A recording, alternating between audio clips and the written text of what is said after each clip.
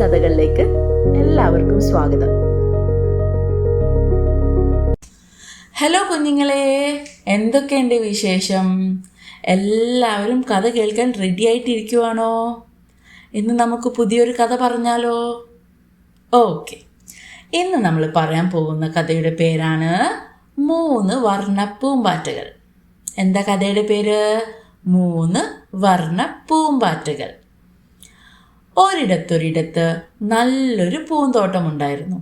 അവിടെ ചുവപ്പ്, മഞ്ഞ, നീല നിറങ്ങളിലുള്ള 3 സുന്ദരികളായ പൂമ്പാറ്റകളുണ്ടായിരുന്നു. ചുവപ്പ് പൂമ്പാറ്റയുടെ പേര് ചക്കര, മഞ്ഞ പൂമ്പാറ്റ മിന്നി, നീല പൂമ്പാറ്റ നീലു. ചക്കരയ്ക്കും മിന്നിക്കും നീലുവിനും പരസ്പരം വലിയ ഇഷ്ടമാണ്. അവർ എന്നും ഒരുമിച്ച് പറന്നു നടക്കും, ഒരുമിച്ച് പൂക്കളിൽ നിന്ന് തേൻ കുടിക്കും, ഒരുമിച്ച് കളിക്കും. ഒരു ദിവസം ആകാശത്ത് കറുത്ത കാർമേഘങ്ങൾ വന്നു. പെട്ടെന്ന് മഴ തുടങ്ങി. അയ്യോ മഴ, നമുക്ക് നനയാതെ എങ്ങനെ ഇരിക്കാൻ പറ്റും? 3 പേരും പേടിച്ചു. അവർ അടുത്തുള്ള വലിയ ചുവന്ന റോസാപ്പൂവിനോട് ചോദിച്ചു, റോസാപ്പൂവേ റോസാപ്പൂവേ, ഞങ്ങളെ ഈ ഇലകൾക്കിടയിൽ ഒളിക്കാൻ അനുവദിക്കുമോ? റോസാപ്പൂവ് പറഞ്ഞു, ചുവന്ന നിറമുള്ള എൻ്റെ കൂട്ടുകാരി ചക്കര പൂമ്പാറ്റയെ ഞാൻ ഒളിപ്പിക്കാം. പക്ഷേ മഞ്ഞയും നീലയും പൂമ്പാറ്റകളെ ഒളിപ്പിക്കാൻ എനിക്ക് കഴിയില്ല. ഇത് കേട്ട് ചക്കര പറഞ്ഞു, അയ്യോ, എൻ്റെ കൂട്ടുകാരെ ഒളിപ്പിക്കാൻ കഴിയില്ലെങ്കിൽ ഞാനും ഈ തണലിൽ വരില്ല. ഞങ്ങൾ ഒരുമിച്ചേ ഒളിച്ചിരിക്കൂ. അങ്ങനെ 3 പേരും വീണ്ടും പറന്നു.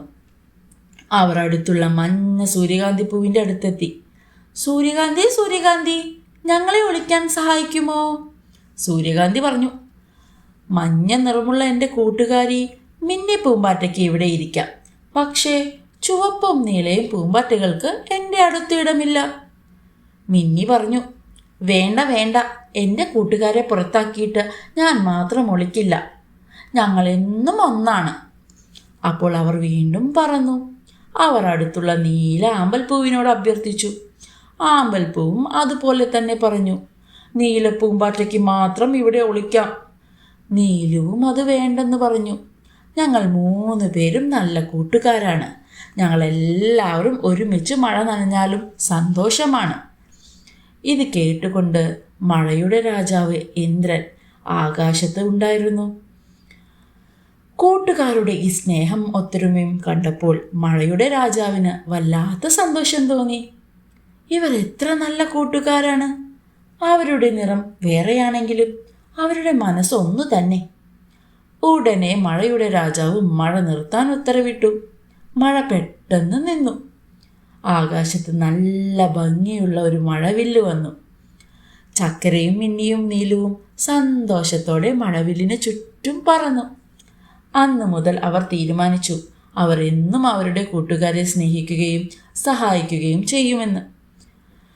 അപ്പോൾ കുഞ്ഞുങ്ങൾക്ക് എല്ലാവർക്കും ഈ കഥയിലെ ഗുണപാഠം എന്താണെന്ന് മനസ്സിലായോ? നമ്മുടെ കൂട്ടുകാർക്ക് ദുഃഖം വരുമ്പോൾ അവരെ തനിച്ചാക്കരുത്.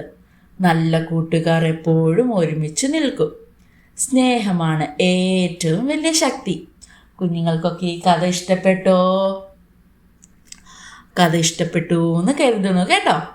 അപ്പോൾ അടുത്ത കഥയായി വരുന്നവരെ ബൈ ബൈ.